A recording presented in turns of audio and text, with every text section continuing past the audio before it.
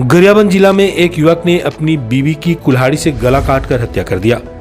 इसके बाद उसे भी हार्ट अटैक आ गया और इलाज के दौरान उसकी भी मौत हो गई। घटना के वक्त दोनों जंगल गए हुए थे, वहीं पर आरोपी ने इस वारदात को अंजाम दिया। मामला कोतवाली थाना क्षेत्र का है। जानकारी के अनुसार कोसुम मुड़ा निवासी वीरेंद्र धू उम्र 30 वर्ष अपनी पत्नी रत्नीबाई उम्र 25 साल और 1.5 साल के बेटे के साथ गाँव में रहता था। वीरेंद्र घर का खर्च चलाने के लिए रोजी मजदूरी करता था, वहीं उसकी पत्नी भी रोजी मजदूरी करती थी।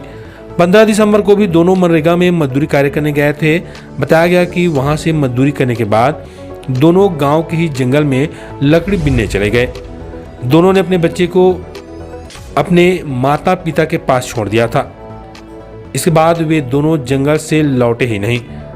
देर रात तक जब उनका कुछ भी पता नहीं चला, इस बीच वीरेंद्र के माता पिता ने इस बात की जानकारी गांव वालों को दी। तब अगले दिन 16 दिसंबर को गांव के लोग सुबह से ही जंगल में दोनों की तलाश शुरू की।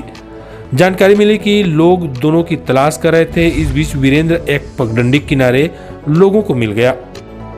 वह रो रहा था, काफी घबराया हुआ था, काफी बीमार भी लग रहा था, ठीक से बात भी नहीं कर पा रहा था।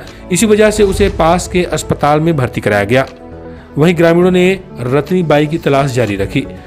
इस बीच खून से लथपथ हालत में रत्नीबाई की भी लाश मिल गई। लोगों ने बताया कि जब वीरेंद्र को अस्पताल ले जाया जा रहा था, तब उसने रोते हुए बताया कि मैंने अपनी पत्नी को मार दिया है। यह सुनकर लोग दंग रह गए, लेकिन फिर भी उसे अस्पताल में भर्ती कराया गया, जहां 16 दिसंबर की शाम इलाज के दौरान वीरेंद्र की मौत हो गई। डॉक्टरों ने बताया कि वीरेंद्र की मौत हार्ट अटैक आने की वजह से हुई है।